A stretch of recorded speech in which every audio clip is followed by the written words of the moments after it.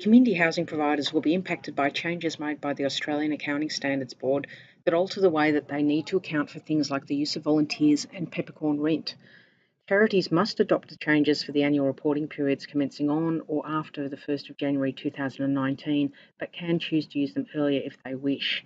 To answer any queries the industry may have about ensuring they comply with the new standards, the Community Housing Industry Association has invited Mel Yates, the Director of Reporting and Red Tape Reduction at the Australian Charities and Not-for-Profits Commission, to host today's webinar. Mel, thanks for your time today. Perhaps we could start by summarising the significance of these changes for the community housing sector. So essentially it can be summarised into three key areas. So one of those key areas relates to peppercorn leases. So traditionally peppercorn leases haven't necessarily been recorded in financial statements. They need to be under these new standards, and really that is designed to capture the value of the right to use a particular asset by a charitable organisation, and where they are, if you like, where they're getting a windfall, for want of a better word. So really where they are getting something less than fair value, then they need to record the difference as income or revenue, depending on what is appropriate for these circumstances. And they wouldn't have needed to do that in the past, so they didn't have to account for these peppercorn leases. Correct. In the past. They've effectively not been. They haven't been recorded at fair value. So effectively, this is quite a significant change for the sector. And if you think about not just community housing, but if you think about charities in general, there are a lot of arrangements where a particular organisation might have the right to use a piece of land. For example, one of the common things is church arrangements or schools.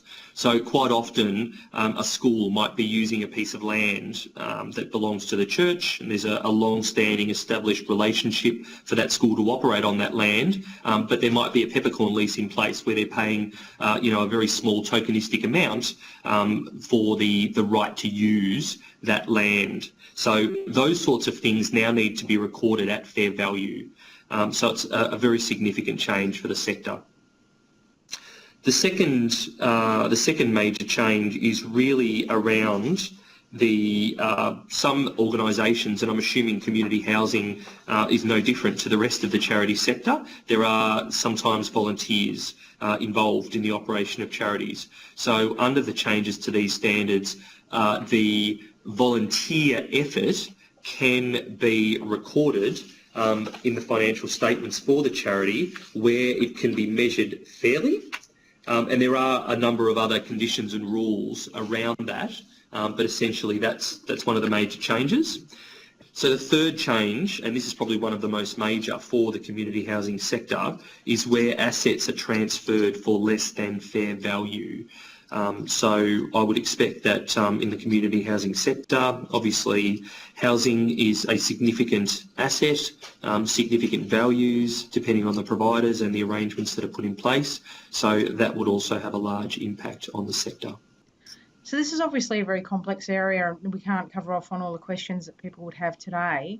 But what would you be saying to people who are responsible for accounts in community housing organisations? What should they be doing right now? So right now they really need to be turning their attention to these upcoming changes, because unfortunately the time to act is right now. The time to act or to start preparing is well and truly now. So because of the start date of these, and that is 1 January 2019, working backwards, the comparative financial year starts on 1 January 2018. So charities really need to be thinking about the assets that they have or that they use within their entities at the moment, and they need to start thinking about whether they are paying a fair value for the right to use those assets.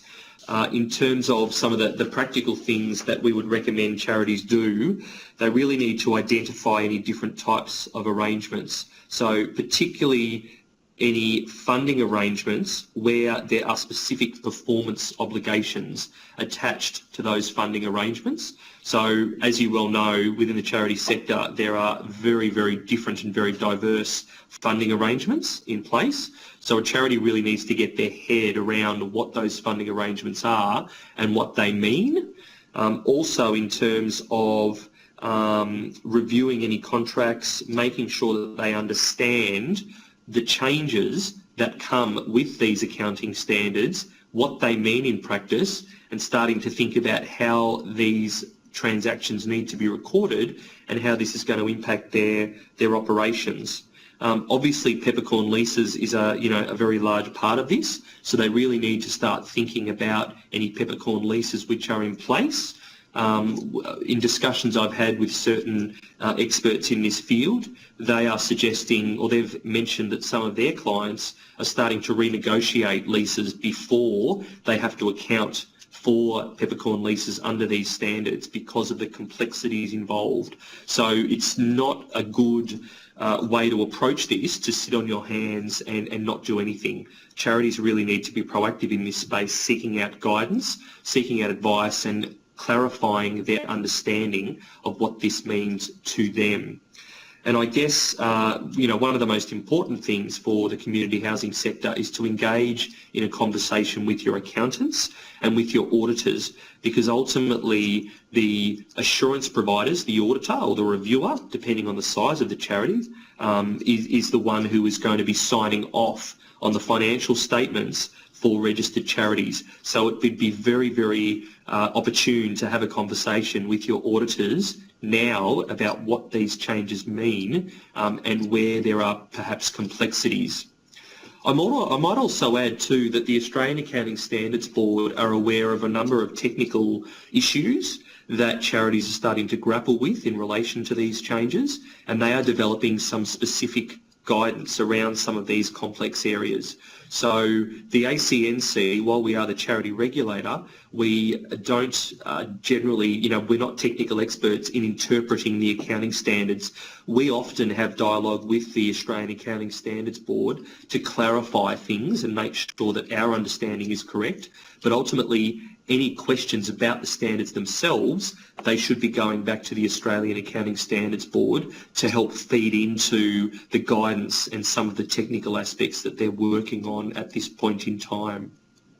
And there's also a number of resources which are available on the AASB website in relation to these accounting standard changes. So they've done a number of webinars and the like, and they've also got some technical guidance products which are available for people to utilise and access to help with their understanding.